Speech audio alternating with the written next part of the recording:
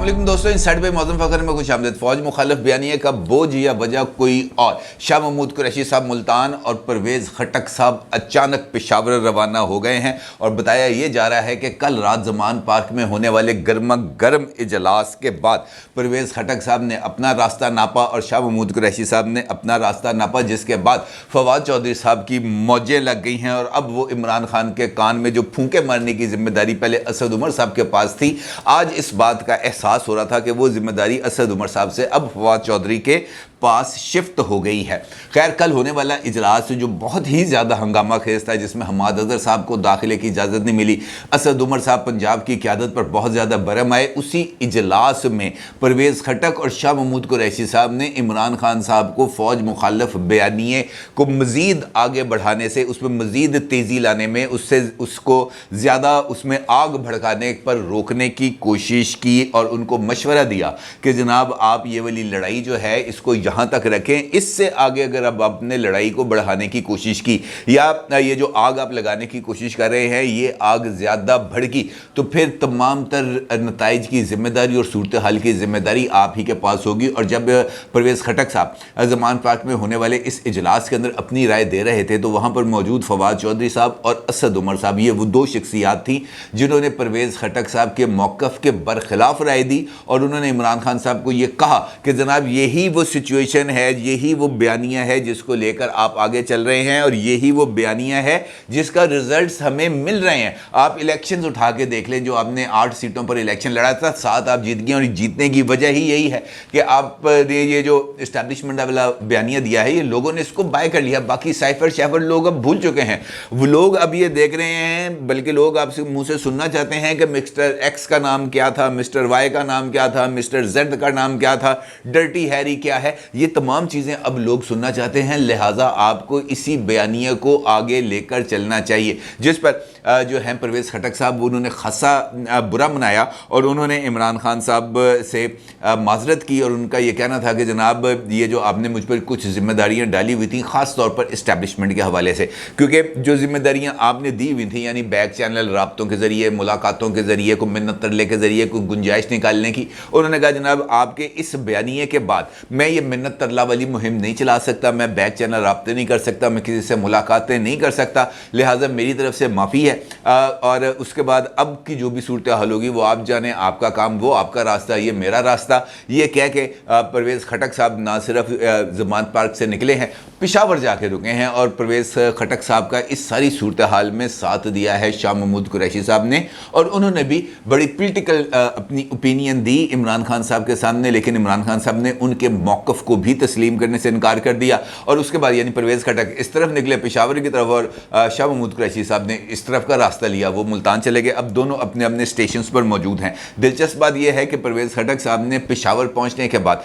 हल्की सी एक media talk भी की है और उस मीडिया टॉक के अंदर उन्होंने कुछ मानी खेज इशारे दिए हैं। परवेज़ खटक साहब ने पेशावर आमद के बाद अपनी जो मीडिया टॉक की उसके अंदर क्या बात थी और क्या इशारे थे, इसके ऊपर मैं आपके साथ बात करूंगा, लेकिन उससे पहले ये इमरान खान साहब मतलब वो चीज़ जिस पर रात को अच्छी खासी पीटीआई के अंदर लड़ाई हुई, इमरान खान साहब को समझाने की कोशिश की गई, लेकिन आज इमरान खान साहब ने गुफ्तगू का आगाज़ ही एक वो जो है एक नई आबोताब के साथ कर दिया, बल्कि जलील का लफ्ज़ इस्तेमाल कर दिया। और पाकिस्तान की तारीख़ के अंदर जहाँ तक मुझे याद पड़ता है, क्योंकि ये जो स्टूडेंट ऑफ हिस्ट्री और पॉलिटिकल साइंस का इसके होते हुए मुझे याद नहीं पड़ता कि पाकिस्तान के अंदर किसी भी पॉलिटिशियन ने किसी भी अवामी गैदरिंग में किसी के लिए भी लफ्ज़ जलील का इस तरीके से इस्तेमाल किया हो। और जब आप मुखातब हो रहे हों इस्टेब्लिशमेंट की तरफ और इस्टेब्लिशमेंट का जिक्र कर रहे हों, उसके साथ आपने जलील का लफ्ज़ जोड़ना, ये यकीनी तौर पर ही बहुत ज़्यादा मेरे लिए ताज्जुब का मुकाम था, क्योंकि हम चूँकि पुरानी नस्ल के लोग हैं और हमने इस्टेब्लिशमेंट का एक हवा देखा हुआ है और उस हवे को एक ऐसा गैर मरई किस्म का ایک حالہ ہم نے اسٹیبلشمنٹ کے گرد دیکھا ہے جہاں پر وہ کوئی چیز نظر نہیں آتی تھی، اس سے پیچھے ایک دبیز دھند تھی اور پتہ نہیں چلتا تھا کہ پیچھے کیا کیا حرکتیں ہو رہی ہیں۔ اب مجھے ایسے لگتا ہے جیسے وقت بدل گیا ہے، اور وقت بدلنے کے ساتھ ساتھ وہ جو ایک غلاف چڑھا ہوا تھا اسٹیبلشمنٹ پر، ادھر کو موریاں شوریاں ہو گئی، اب تانکہ جھانکی ہو رہی ہے بڑے آرام سے، اور شاید اسی وجہ سے چونکہ ماضی جیسی اسٹیبلشمنٹ نہیں ہے، ورنہ اس طرح کا لفظ استعمال کرنے کے بعد تو اللہ تعالیٰ معاف کرے، پتہ نہیں یہاں پر کیا کیا ہو جانا تھا، لیکن ابھی تک ایسا کچھ چیز سامنے نہیں۔ اس کا مطلب یہ ہے کہ شاید موجودہ اسٹیبلشمنٹ بھی کوئی بدل گئی ہے، وہ بھی کوئی ڈیجیٹل ایج میں آ گئی ہے، اور اس کے نزدیک ان چیزوں کا کوئی من ہی نہیں رکھتا۔ میرا خیال تو یہی ہے، کیونکہ عمران خان صاحب نے بڑی کلیئرٹی کے ساتھ کچھ باتیں کہی ہیں۔ ان کے خطاب کے اندر دو نقطے ہیں، ایک اسٹیبلشمنٹ کے حوالے سے اور ایک الیکشن کمیشن کے حوالے سے۔ پہلے اسٹیبلشمنٹ، ان کا یہ کہنا تھا کہ میں ان لوگوں کو پیغام دے رہا ہوں جنہوں نے چوروں کے ٹولے کو ہم پر مسلط ہونے دیا۔ اللہ کا واسطہ ہے، قوم کی آواز سن لیں۔ شہباز شریف کے پاس کوئی اختیار نہیں ہے، ڈگی میں چھپ کر ملاقات کے لیے جانے والے سے کیا بات کی جا سکتی ہے؟ میں اسے پیغام دے رہا ہوں جنہوں نے شہباز شریف کو یہاں پر بیٹھنے کی اجازت دی۔ ملک اسٹیبلشمنٹ کبھی بھی قوم کے خلاف کھڑی نہیں ہوتی، کیونکہ عوام اور فوج مل کر ملک کو مضبوط بناتے ہیں۔ آپ چوروں کے ساتھ نہ کھڑے ہوں، جو بھی ان چوروں کے ساتھ کھڑا ہوگا وہ ان کے ساتھ رنگا جائے گا، اور اللہ نے ہمیں اچھائی کے ساتھ کھڑے ہونے اور برائی کے خلاف لڑنے کا حکم دیا ہے۔ عمران خان کا مزید کہنا تھا، اللہ نے تمہیں نیوٹرل ہونے کی اجازت نہیں دی۔ مخاطب ہو رہے ہیں اسٹیبلشمنٹ سے، کہہ رہے ہیں کہ اللہ نے تمہیں نیوٹرل ہونے کی اجازت نہیں دی، یا تو چوروں کے ساتھ کھڑے ہو کر ہمیشہ کے لیے ذلیل ہو جاؤ، یا حق اور سچ کے ساتھ کھڑے ہو جاؤ۔ بند کمروں میں فیصلے کرتے تھے، پہلے فیصلہ کیا سب چور ہیں، پھر پاک کر دیا، بعد میں پھر فیصلہ کیا کہ یہ چور ہیں، پھر پاک کر دیا۔ پاکستانی قوم کو جانور مت سمجھو، ہم بھیڑ بکریاں نہیں ہیں۔ اب یہ ہے وہ ایگزیکٹ الفاظ جو عمران خان صاحب نے ادا کیے ہیں۔ اس کے اندر کوئی میں نے اپنی طرف سے کوما فل سٹاپ نہیں لگایا، تو اسے یوٹیوب پہ پاؤں چیک کر لینا۔ اب ایشو یہ ہے کہ دو چیزیں عمران خان صاحب نے کی، اور میرے لیے، میں نے آپ کو جس طرح بتایا کہ یہ ذلیل کا لفظ میرے لیے بہت ہی زیادہ چونکا دینے والا ہے، کیونکہ ہم نے اس وقت، میں نے جرنلزم کا آغاز کیا جب الیکٹرانک میڈیا تو بڑی دور کی بات ہے، ہم اس وقت بی بی سی کا 8 بجے وہ لگا کرتا تھا، بی بی سی کا بلیٹن سنا کرتے تھے یا سیربن دیکھا کرتے تھے۔ اس وقت الیکٹرانک میڈیا اور ڈیجیٹل میڈیا تو ہوتا ہی نہیں تھا، پرنٹ میڈیا کے ہم بنیادی طور پر ٹریننگ ہے، لہٰذا وہاں پر جو جرنلزم کے نارمز تھے وہ آج تک کوشش کر رہے ہیں کہ انہی کو لے کر آگے بڑھیں۔ اب یہ والے اس طرح کے الفاظ ماضی کے اندر کسی بھی پولیٹیشین نے، ذوالفقار علی بھٹو نے پھیلا آتا ہے ضیاء الحق نے، میں نے کبھی یہ ایسی کوئی چیز نہیں سنی پیپلز پارٹی کے جلسوں میں بے نظیر بھٹو صاحبہ سے یا بیگم نصرت بھٹو صاحبہ سے کہ انہوں نے اس طرح کا کوئی لفظ استعمال کیا، اور نجی محافل کے اندر بے شک وہ جس طرح کی مرضی بات کریں، لیکن وہ رپورٹ نہیں ہوتی۔ اب جو چیز جلسوں میں کہی جائے وہ پبلک پراپرٹی بن جاتی ہے، وہ رپورٹ ہوتی ہے اور اس کے کانسیکوینسز ہوتے ہیں۔ یہ الفاظ جو عمران خان صاحب آج ادا کر رہے ہیں، یہ الفاظ ان کا پیچھا نہیں چھوڑیں گے۔ عمران خان صاحب کا پرابلم یہ ہے کہ وہ بہت بولتے ہیں، اور بہت زیادہ بولنے کی وجہ سے ہر ایک چیز ان کا ریکارڈ کے اندر آتی جاتی ہے۔ جب وہ اس سے کانٹراڈکٹ کرتے ہیں تو پچھلی تقریر نکال کے لوگ سامنے رکھ دیتے ہیں کہ جناب پہلے تو تسی یہ کہہ رہے تھے، ہوں تسی یہ کہہ رہے ہو، اور پھر ان کے پاس کوئی جواز نہیں ہوتا۔ پھر وہ کہتے ہیں کہ یو ٹرن لینا تو پولیٹیشین کا جو ہے وہ خصوصیت ہے، انہوں نے کہا جی میں تو اس کر کے یو ٹرن لینا کہ مجھے گنجائش ملنی چاہیے۔ اب جو الفاظ انہوں نے استعمال کیے اور ساتھ خود کو، اپنے آپ کو اچھائی کے استارے کے طور پر ثابت کرنے کی کوشش کی ہے، یہ دونوں چیزیں بڑی حیران کن ہیں کہ کوئی بھی بندہ اللہ تعالیٰ کا جو احکامات ہیں، امر بالمعروف اور نہی عن المنکر کی، اگر وہ اس طریقے سے تشریح کرتا ہے کہ جو سیاسی طور پر یا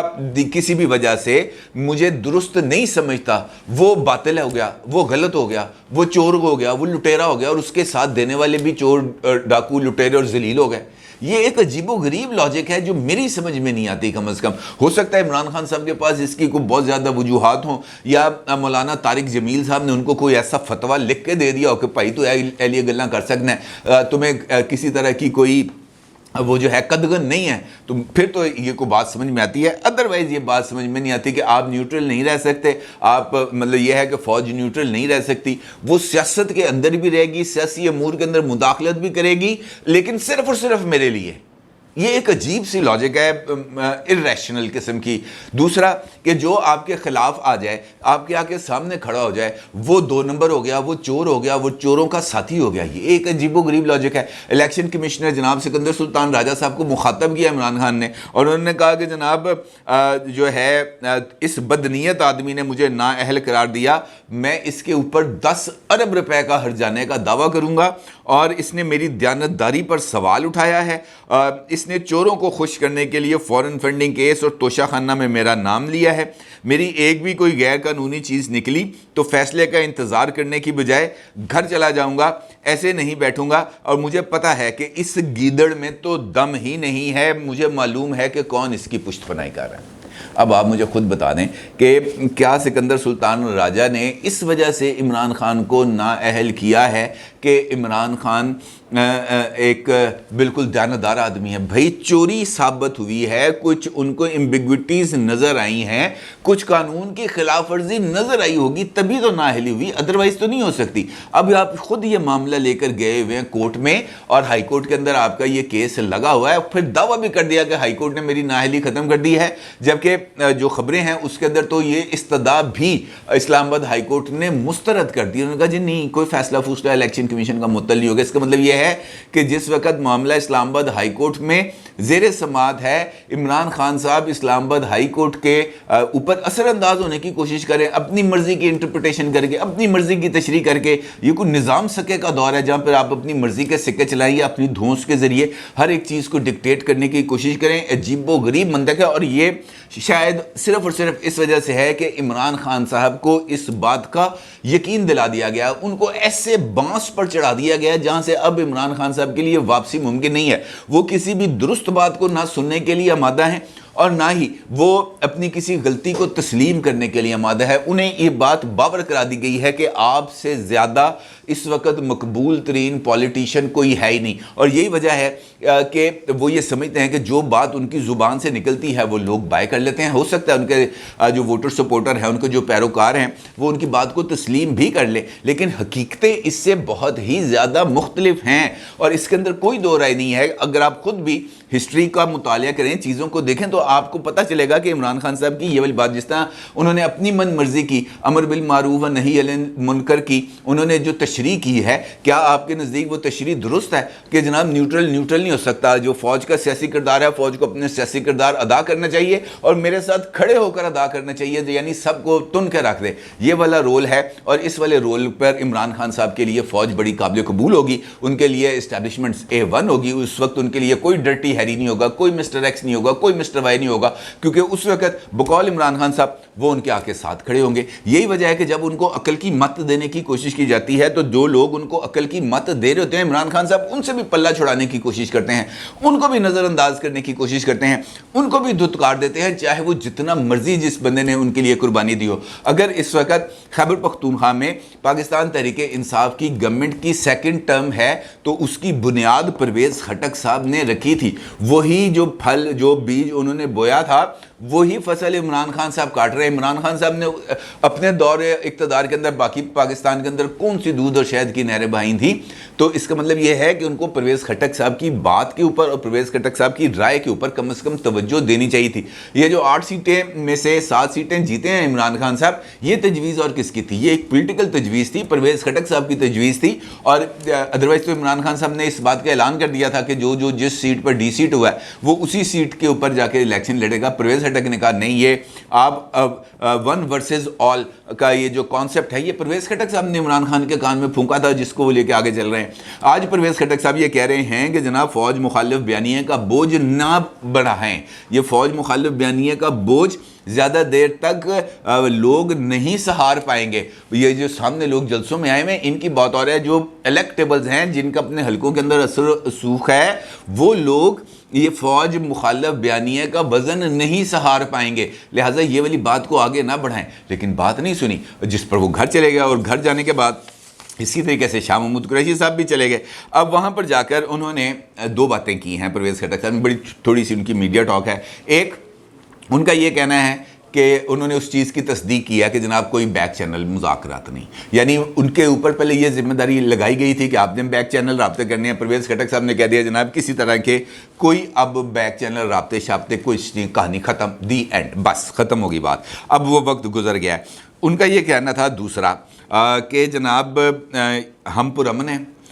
پی ڈی ایم تصادم چاہتی ہے تو یہ ان کا اپنا مسئلہ ہے، ہم نے ہر حال میں لانگ مارچ میں آگے بڑھنا ہے، ہمیں کوئی نہیں روک سکتا، یہ ان کی غلط فہمی ہے. یعنی ان کا یہ کہنا ہے کہ جو ان کا پولیٹیکل رول اب عمران خان صاحب نے رکھا ہوا ہے خیبر پختونخوا کے حوالے سے، انہوں نے صرف اور صرف اب وہی رول پلے کرنا ہے. کسی بھی طرح کی بدامنی کا حصہ نہیں بننا، جانا ہے اسلام آباد اور جا کے بیٹھ جانا ہے. انہوں نے کہا جی اس سے آگے کا کوئی سین نہیں ہونا چاہیے. یہ میرا خیال ہے یہ انڈرسٹینڈنگ ہے جو پرویز خٹک صاحب کی طرف سے دی گئی ہے عمران خان صاحب کو بھی، اور شاید ماضی کے اندر رابطوں کے اندر پرویز خٹک صاحب کی، کیونکہ پرویز خٹک صاحب کے بارے میں خود پاکستان تحریک انصاف کا یہ ماننا ہے کہ پرویز خٹک صاحب صرف وہ معاملے کے اندر جاتے ہیں جہاں پر ان کی بات کو مانا جائے، جہاں پر یہ کہہ دیا جائے کہ جناب تسی گل کوئی اور کرو، عمران خان صاحب بعد میں آ کے ویٹو کر دیں. پرویز خٹک صاحب اس معاملے میں نہیں آتے، وہ کہتے ہیں نہیں جناب ایسے یہاں سے اب آپ نے بات کو خراب کیا ہے، اب یہاں سے میں پیچھے ہٹوں گا، اب آپ جانیں آپ کا کام جانیں. اور وہ اس معاملے کے اندر بہت زیادہ جو جسے کہہ سکتے ہیں اپنی بات پر کھڑے رہنے والے مین آف کمٹمنٹ کے طور پر جانے جاتے ہیں. لہٰذا ان کی طرف سے اگر یہ بات آنی کہ بیک چینل ختم اور لانگ مارچ کے اندر بد امنی کے اوپر ان کا یہ کہنا ہے کہ یہ پی ڈی ایم کی خواہش ہو سکتی ہے، ہماری نہیں. لیکن اب چونکہ عمران خان صاحب نے خود بھی ایک ٹویٹ کے ذریعے اس بات کا اظہار کر دیا کہ جناب یہ جو ہے خونی کام ہو سکتا ہے، تو اب یہ دیکھنا پڑے گا کہ حکومت اس پر کس طرح کا رد عمل دیتی ہے. شاہ محمود قریشی صاحب ملتان چلے گئے ہیں اور پرویز خٹک صاحب پشاور. دیکھنا یہ ہے کہ عمران خان صاحب اسلام آباد کب پہنچتے ہیں، کیونکہ یہ اب ایک امپورٹنٹ کوسچن بن گیا. اپنی رائے کا ضرور اظہار کیجیے گا. آپ کو بہت شکریہ. اللہ حافظ.